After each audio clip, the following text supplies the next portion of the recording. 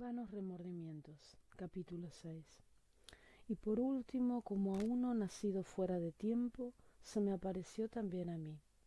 Admito que yo soy el más insignificante de los apóstoles, y que ni siquiera merezco ser llamado apóstol, porque perseguía la iglesia de Dios. Pero por la gracia de Dios soy lo que soy, y la gracia que Él me concedió no fue infructuosa, al contrario, he trabajado con más tesón que todos ellos, aunque no yo, sino la gracia de Dios que está conmigo. 1 Corintios 15, 8 al 10.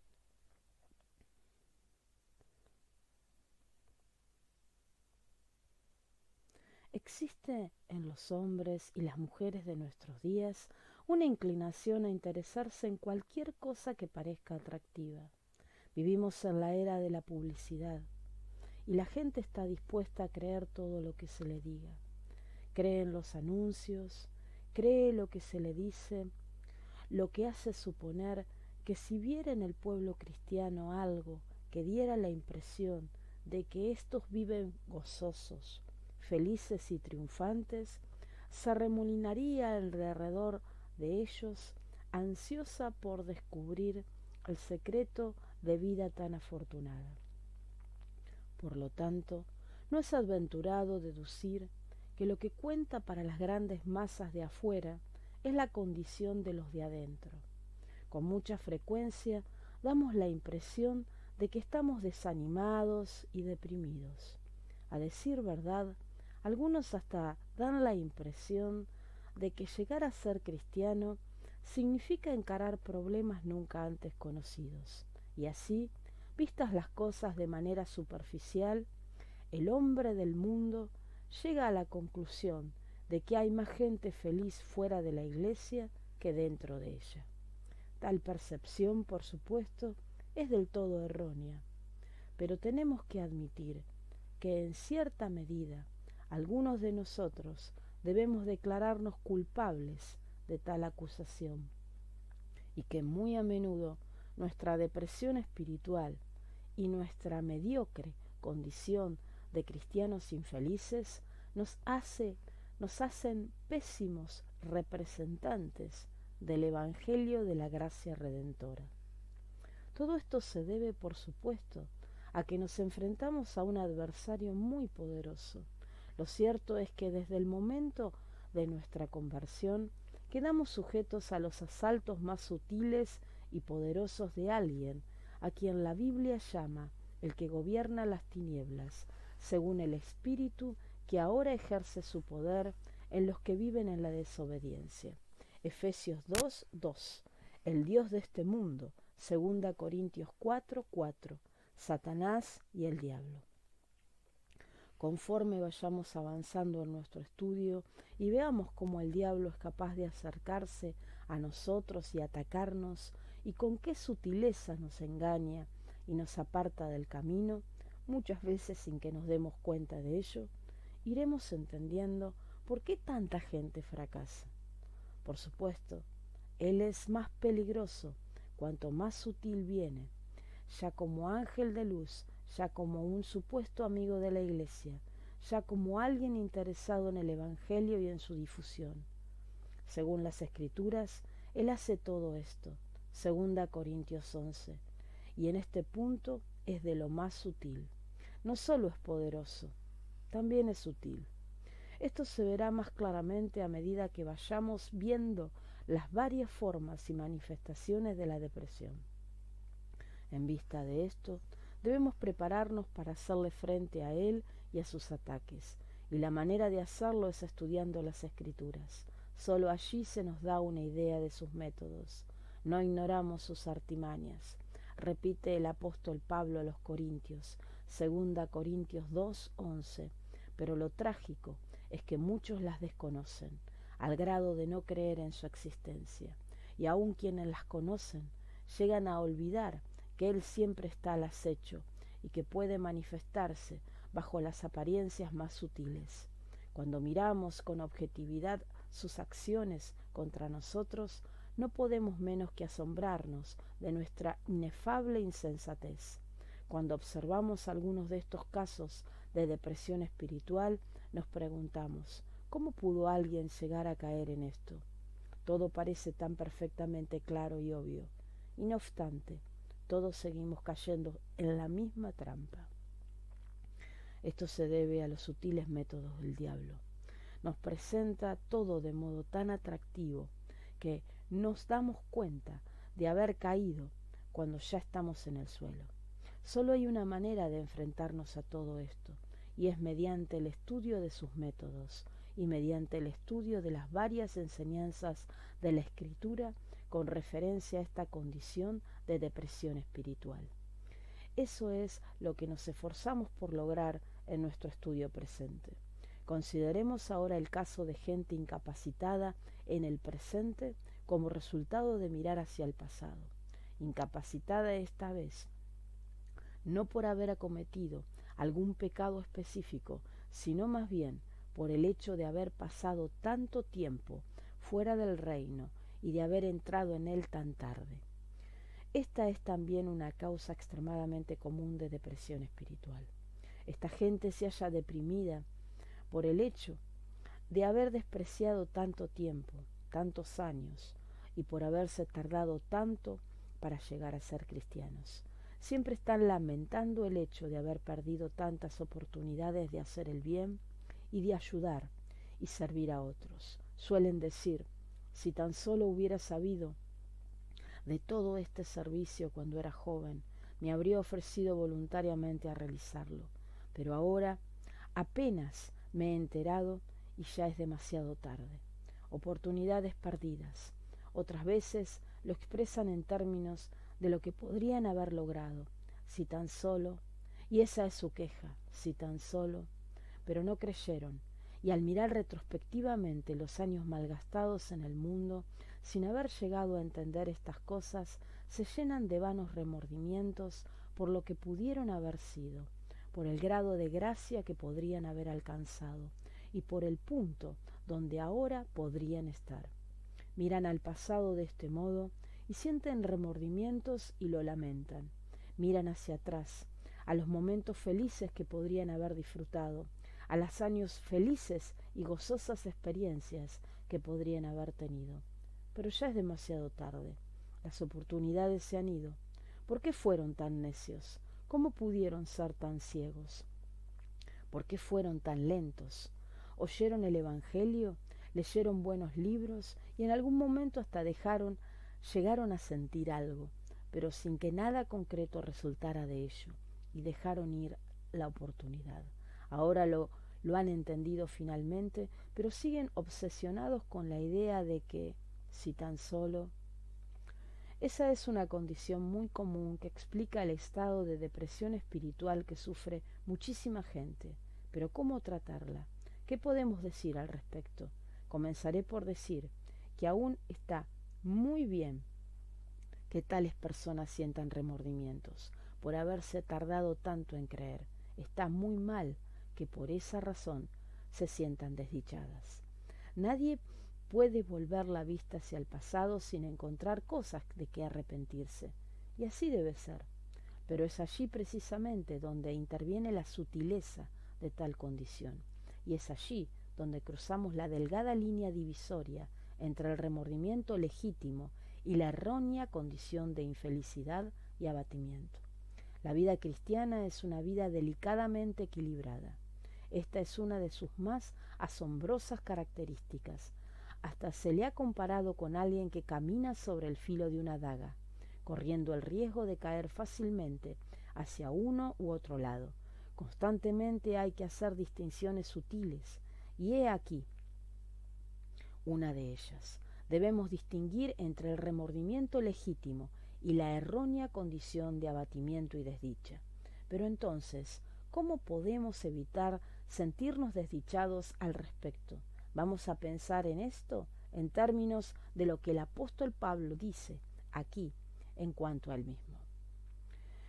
Esto siempre me ha parecido un ejemplo perfecto de lo que nuestro Señor nos enseñó en la parábola que se halla registrada en los versículos 1 al 16 del capítulo 20 de Mateo, la cual nos habla de los trabajadores de la viña que fueron contratados a diferentes horas del día, algunos de ellos no antes de las 5 de la tarde.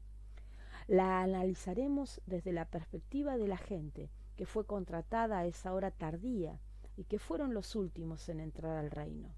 Antes de abordar el tema específicamente desde la perspectiva bíblica, considerémoslo de manera más general. Hay ciertos principios de sentido común y de sabiduría general que deben aplicarse a esta condición. Parece que hay quienes piensan que está mal que los cristianos usemos el sentido común.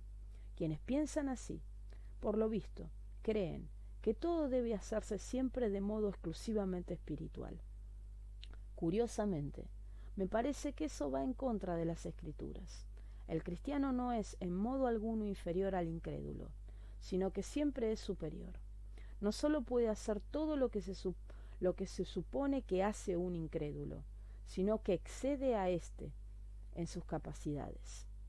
Así es como debe verse el cristiano, como alguien que debe enfrentar las circunstancias aplicando el sentido común, y que al hacerlo así actúa de manera correcta y legítima. Si podemos vencer al diablo a este nivel, hagámoslo. No importa a qué nivel derrotemos al diablo, con tal que lo derrotemos. Y si podemos vencernos y librarnos de él mediante la aplicación del sentido común y la sabiduría general, hagámoslo. No hay en tal acción nada que no sea perfectamente correcto y legítimo para un cristiano. Digo todo esto porque frecuentemente me encuentro con gente que tiene escrúpulos en este punto y que en vez de hacer algo completamente obvio desde la perspectiva del sentido común, dedica este tiempo a orar al respecto. Me explico. Lo que estoy diciendo es que lo primero que debe decirse a sí mismo cualquiera que se encuentre en esta condición, lo mismo vale para quien tenga que ayudar a otro en la misma condición. Es que es una verdadera pérdida de tiempo y de energía el sentirse desdichado hoy por los fracasos de ayer. Esto es obvio.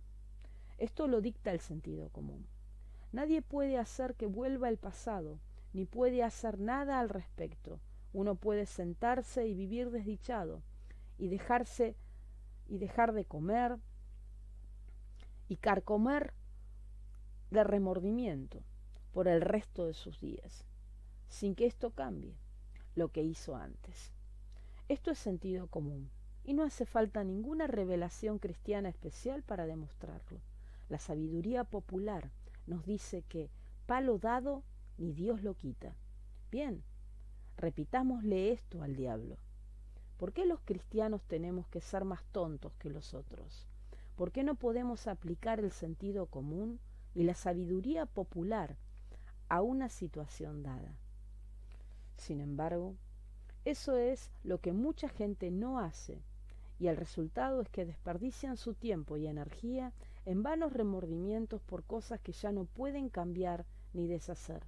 Actuar así es verdaderamente insensato e irracional, aún desde la norma humana del sentido común. Establezcamos pues el siguiente principio. No vamos a preocuparnos ni un segundo por nada que no podamos afectar ni cambiar. Esto es dilapidar nuestra energía. Si no podemos cambiar la situación, dejemos de preocuparnos por ella y no le dediquemos más tiempo. Si lo hacemos, el diablo nos ha vencido. Los remordimientos vagos e inútiles debemos desecharlos como irracionales. Amigos míos, echémoslo fuera. Muy al margen del cristianismo, resulta tonto pensar en ellos, pues perdemos tiempo y energía. Pero sigamos adelante y démonos cuenta de que alentar el pasado significa simplemente fracasar en el presente. Mientras nos sentemos a llorar por el pasado y a lamentar todo lo que antes no hicimos, nosotros mismos estaremos impidiéndonos trabajar en el presente. ¿Y a eso podemos llamarle cristianismo? Claro que no. El cristianismo es más que sentido común, pero lo incluye. Claro que alguien me dirá, pero esto puedo oírlo allá afuera en el mundo. Y yo contesto, pues sí, puede oírlo. óigalo y actúe en consecuencia. Nuestro Señor mismo ha dicho que los hijos de este mundo son más astutos en su generación que los hijos de la luz. Nuestro Señor alabó al mayordomo injusto y yo simplemente hago lo mismo. El mundo, desde su perspectiva de sabiduría popular, tiene toda la razón en este caso. Siempre es un error hipotecar el presente por el pasado. Siempre es un error dejar que el pasado actúe sobre el presente como un freno. Dejemos que los muertos entierren a sus muertos.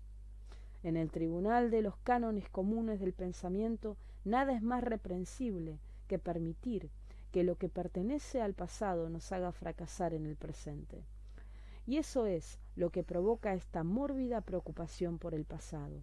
La gente a que me estoy refiriendo está fracasando en el presente. En vez de vivir en el presente y seguir adelante con su vida cristiana, se sientan a lamentar el pasado. Tan afligidos están en cuanto a su pasado que no hacen nada en el presente. ¡Qué error más garrafal! Mi tercer argumento desde la perspectiva del sentido común y la sabiduría popular es el siguiente, que si realmente creemos lo que decimos acerca del pasado y que si realmente lamentamos el haber perdido tanto tiempo en el pasado, lo que debemos hacer es recuperarlo en el presente. ¿Acaso esto no es sentido común? Cierto hombre viene a verme y totalmente abatido me dice, ¿cuánto tiempo he desperdiciado? Si tan solo... He aquí mi respuesta inmediata. ¿Y está usted tratando de recuperar ese tiempo perdido? ¿Para qué desperdicie usted tanta energía hablándome del pasado si no puede cambiarlo? ¿Por qué no invierte esa energía en el presente? Y le hablo con vehemencia, porque esta condición hay que tratarla con firmeza. Y lo último que hay que hacer con gente así es mostrarles compasión. Y si alguno de mis lectores sufre de esta condición, les sugiero examinarse desde la simple perspectiva del sentido común. Su conducta es insensata e irracional. Está malgastando su tiempo y su energía, y en realidad no cree en lo que dice.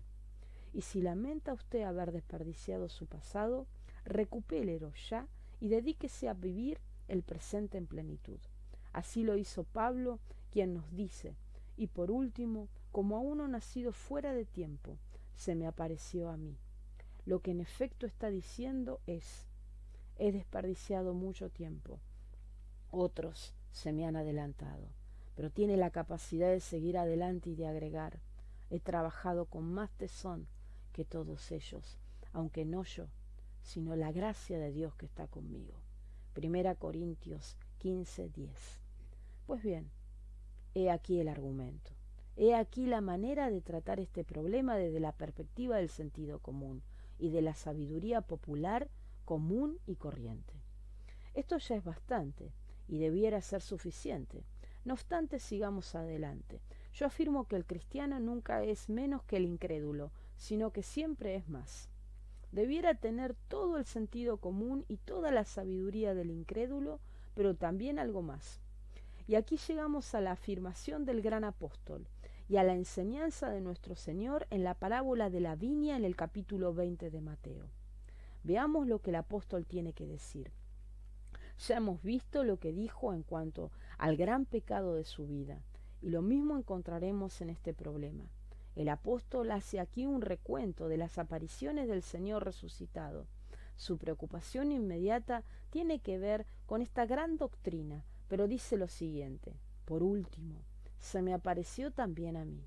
Indudablemente el apóstol le pesaba el hecho de haber llegado tan tarde a la vida cristiana, pero aclaremos lo que quiere decir con la frase por último. Con esto quiere decir que él fue el último de los apóstolos en ver al Señor resucitado. Todos ellos lo habían visto juntos en diferentes momentos. En aquel tiempo Pablo no estaba con ellos, pues era entonces un blasfemo y un perseguidor de la iglesia. De modo que por último quiere decir después de todos los demás apóstoles. Pero Pablo no solo fue el último de los apóstoles, sino que literalmente fue el último que vio al Señor resucitado. desde que el apóstol Pablo vio al Señor resucitado en el camino a Damasco, nadie más ha vuelto a verlo con sus propios ojos. El Señor se apareció a más de 500 hermanos a la vez. 1 Corintios 15:6. Ni siquiera sabemos cómo se llamaban, pero Él se reveló a ellos y a otros varios testigos mencionados en este pasaje. Sin embargo, el último en verlo fue Saulo de Tarso. Lo que sucedió en el camino de Damasco no fue una visión que Pablo haya tenido. Desde entonces muchos han tenido visiones. Lo que sucedió fue que Pablo vio literalmente al Señor de la gloria. Y esto es lo que dice aquí. Por último, se me apareció también a mí. El hecho de ser un testigo de la resurrección fue lo que hizo de él un apóstol. Pero todo lo que Pablo enfatiza es que precisamente él fue el último de todos. No contento con esto añade, por último, como a uno nacido fuera de tiempo, se me apareció también a mí. Hubo en su nacimiento espiritual algo extemporáneo, algo fuera de lo natural. Pablo no fue como los otros, lo cual habría escuchado las enseñanzas del Señor y habían pasado con él mucho tiempo. Después de la resurrección, habían estado con él 40 días y habían presenciado la ascensión. Habían estado con él desde el principio hasta el fin. Pablo, por el contrario, había tenido un nacimiento espiritual de carácter extemporáneo y antinatural. Había llegado por último de manera extraña e inusitada. Esto es lo que él dice de sí mismo. Por supuesto, al pensar en ello no podía menos que lamentarlo, pues podría haber estado con Jesús desde el principio. Podría haber tenido todas las facilidades y oportunidades, pero había aborrecido el Evangelio. Verdaderamente pensaba dentro de sí que debería hacer muchas cosas en nombre del Señor Jesús. Pablo consideraba a Jesús un blasfemo. Trató de exterminar a sus seguidores y a su iglesia, mientras él estaba afuera. Todos los demás estaban adentro, pero por último, y de la manera más extraña, entró. Qué fácil le hubiera sido pasarse el resto de su vida en vanos remordimientos acerca del pasado. Él mismo nos dice aquí, por último, se me apareció también a mí, que soy el más insignificante de los apóstoles, porque perseguía a la iglesia. Todo era muy cierto, y él lo lamentaba amargamente, pero eso no lo paralizó, ni lo hizo pasarse el resto de su vida sentado en un rincón y repitiendo, fue el último en entrar, ¿por qué lo hice? ¿Cómo pude haberlo rechazado? Esto es lo que hace la gente que sufre de depresión espiritual. Pero Pablo no lo hizo. Lo que lo conmovió fue la irresistible gracia que finalmente lo hizo entrar. Así fue como Pablo ingresó a la nueva vida con un celo tremendo, y aunque había sido el último de todos, en cierto sentido, llegó a ser el primero. ¿Qué es entonces lo que hemos aprendido? Tomemos la enseñanza del apóstol y observémosla a la luz de la parábola en el capítulo 20 de Mateo, pues ambas dicen lo mismo. Si somos cristianos, lo que importa, antes que nada, no es lo que hayamos sido, sino lo que ahora somos. ¿Ridículo? A todas luces resulta obvio que no importa lo que hayamos sido, sino lo que somos ahora. Claro, resulta obvio si lo expreso de esta manera, pero qué difícil resulta a veces verlo así, cuando el diablo nos ataca. El apóstol dijo, ni siquiera merezco ser llamado apóstol, porque perseguí a la iglesia de Dios. Aunque más adelante añadió, por la gracia de Dios soy lo que soy. ¿Qué importa lo que yo haya sido? Mejor pongamos el énfasis en soy lo que soy y dejemos de pensar en lo que fuimos. La esencia de la postura cristiana consiste en que tengamos presente lo que somos. Es verdad que el pasado queda allí con todos sus pecados, pero repitámonos lo siguiente, sano, salvo, limpio, perdonado. ¿Quién podrá alabarlo como yo? No importa cuál haya sido mi pasado, yo soy lo que soy, y lo que importa es lo que soy. ¿Y qué soy yo?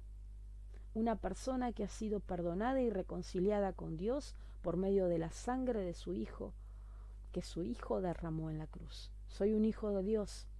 He sido adoptado en la familia de Dios. Soy coheredero con Cristo y voy camino a la gloria. Lo que importa no es lo que fui, lo que haya sido. Por lo tanto, si el enemigo me ataca con estas argucias, haré lo mismo que el apóstol. Me volveré a él y le diré: todo lo que dices es verdad. Yo fui todo lo que dices, pero ya no me interesa lo que fui, sino lo que soy. Y soy lo que soy por la gracia de Dios. Y llegamos a una segunda deducción tan sencilla y evidente como la primera.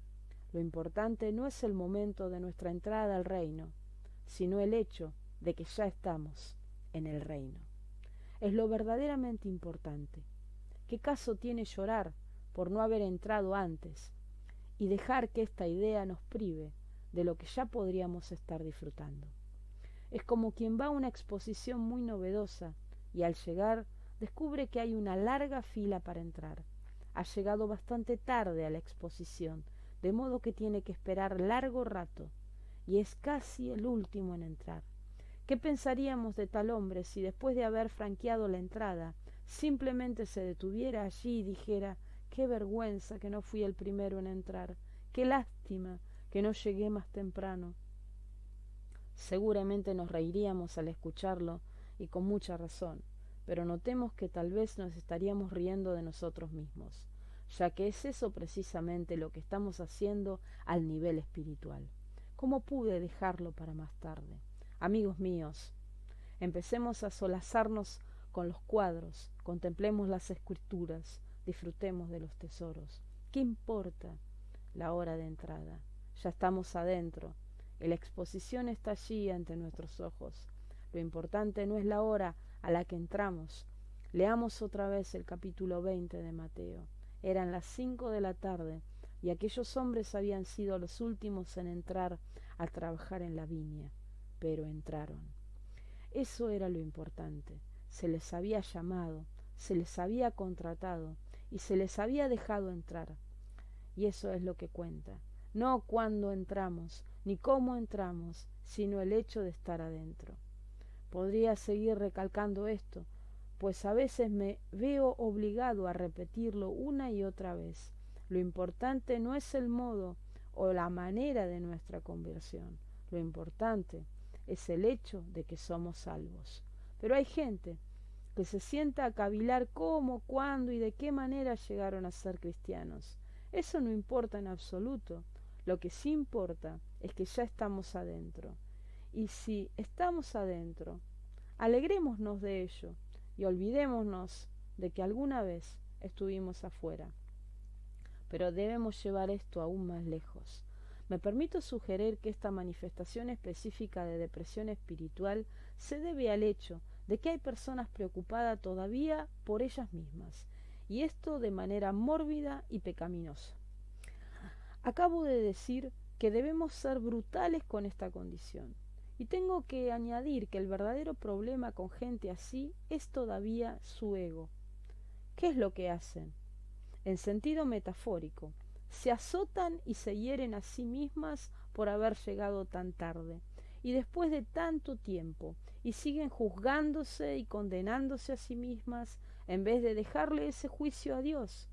Se muestran humildes y llenas de contrición, pero tal molestia es una burla, pues solo están preocupadas por ellas mismas. Escuchen lo que al respecto nos dice Pablo en 1 Corintios 4, del 1 al 4, que todos nos consideremos servidores de Cristo, encargados de administrar los misterios de Dios.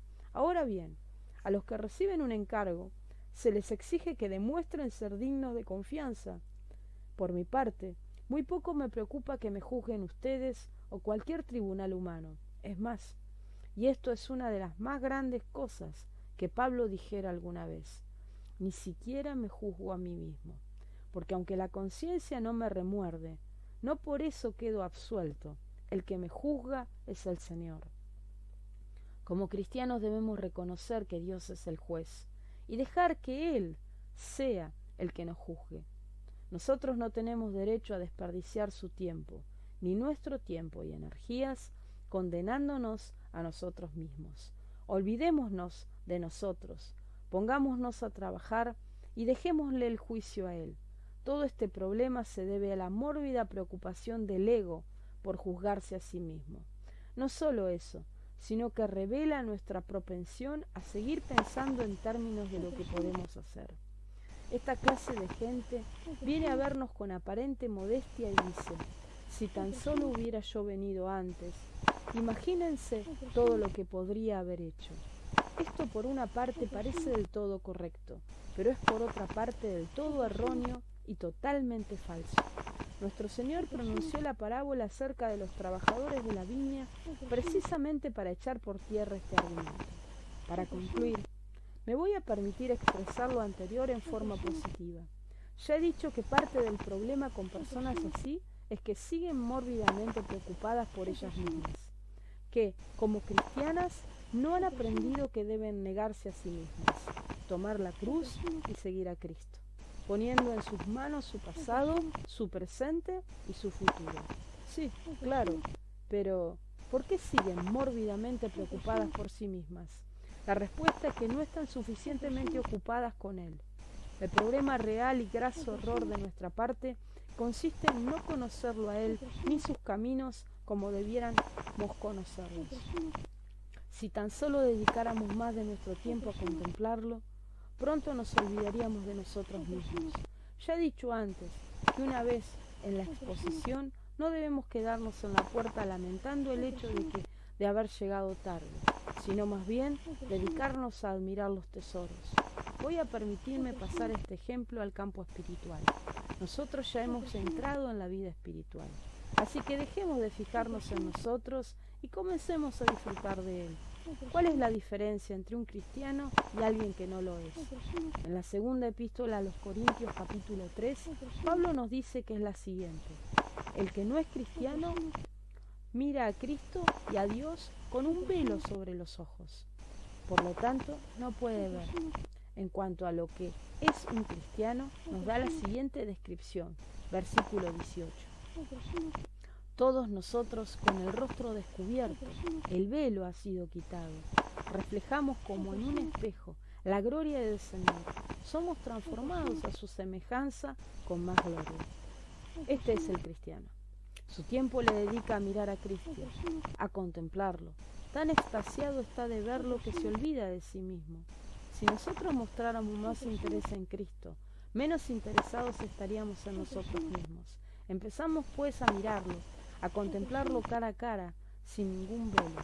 Aprendamos entonces que en su reino lo que importa no es la antigüedad de servicio, sino la actitud que se tenga hacia Él y el deseo de complacerlo.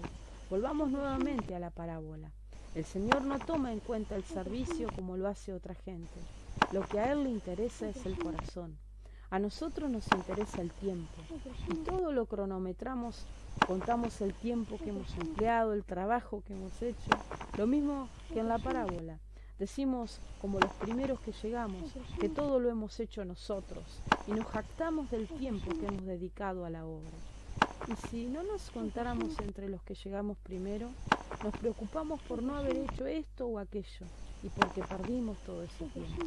Pero a nuestro Señor no le interesa nuestro trabajo de este modo.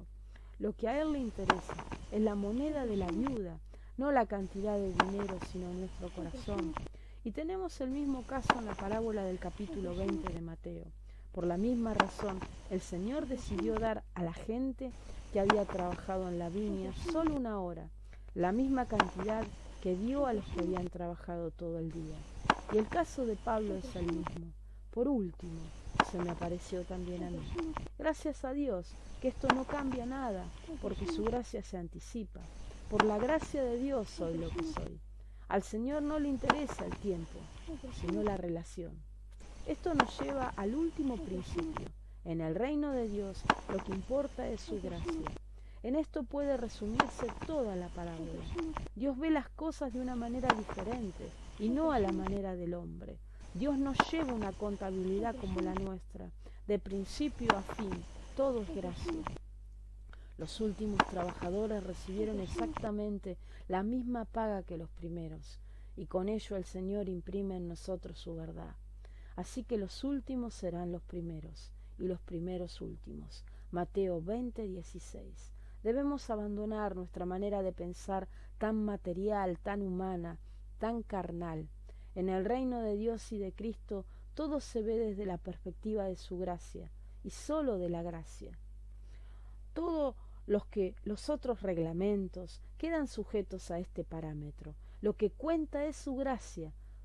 Por la gracia de Dios soy lo que soy. Dejemos, pues, de pensar en lo que no hemos hecho y en los años que hemos perdido, y tengamos presente que en su reino, en su gracia, es su gracia lo que importa. Los últimos en llegar pueden un día encontrarse con que para su propio asombro son los primeros. Y como los que estaban a la derecha del Señor en la parábola al final de Mateo 25, preguntarán: ¿cuándo hicimos esto? ¿Cuándo hicimos aquello? Pero el Señor lo sabe y lo ve, y su gracia es suficiente. Quiero terminar con una exhortación del Antiguo Testamento.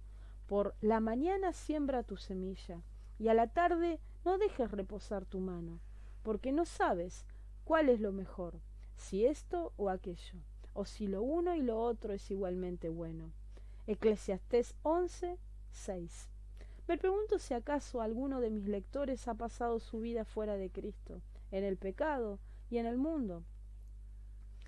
Me pregunto si acaso ha entrado en el reino a una edad avanzada y ha sido tentado a la manera que he estado describiendo. Si es así, quiero decirle lo siguiente: en la tarde de su vida, en el crepúsculo de su existencia, no se dé reposo en este maravilloso reino de su gracia. Este es un reino sobrenatural, y en el día del juicio puede que usted encontrarse con que su recompensa es mayor que la de quienes fueron salvados en su juventud. ¡Qué evangelio tan glorioso! En nuestros días se habla mucho de juventud, juventud, pero en el reino de Dios la cuestión de la edad no tiene mayor importancia, y el énfasis que en ella ponemos no cuenta con base bíblica. Por la mañana siembra tu semilla. Sí, pero con la misma fuerza yo diría: y a la tarde no dejes reposar tu mano. Después de esto, querido lector, recuerda las palabras que tal vez sean las más reconfortantes y maravillosas que hallamos en las Escrituras. Fueron comunicadas al profeta Joel cuando recibió esta gran visión y entendimiento de la venida del Cristo que habría de venir. Esto fue lo que se le ordenó proclamar: os restituiré los años que comió la oruga. Joel 2:25. Dios ha prometido hacerlo y Dios puede cumplirlo. De esos años perdidos, de esos años estériles, de esos años que se devoraron las langostas hasta aparentemente no dejar nada, Dios dice: y os restituiré los años que comió la oruga. Si pensamos en ellos en términos de lo que podríamos hacer con nuestra fuerza y poder, entonces el tiempo es parte esencial del contrato. Pero estamos en un campo donde el tiempo no cuenta. El Señor viene y puede darnos en un año una cosecha equivalente a una de 10. Y os restituiré los años que comió la oruga. Tal es el carácter de nuestro Señor, de nuestro Salvador, de nuestro Dios. Por lo tanto, quiero decir a la luz de esto: jamás volvamos la mirada, jamás desperdiciemos nuestro tiempo presente, jamás desperdiciemos nuestra energía. Olvidémonos del pasado y regocijémonos en el hecho de ser lo que por la gracia de Dios somos. Regocijémonos de que en la alquimia divina de su maravillosa gracia podemos todavía tener la más grande sorpresa de nuestra vida y experiencia. Podemos encontrarnos con que aún en nuestro caso resultará que los últimos serán los primeros. Alabemos a Dios por ser lo que somos y por el hecho de estar en el reino.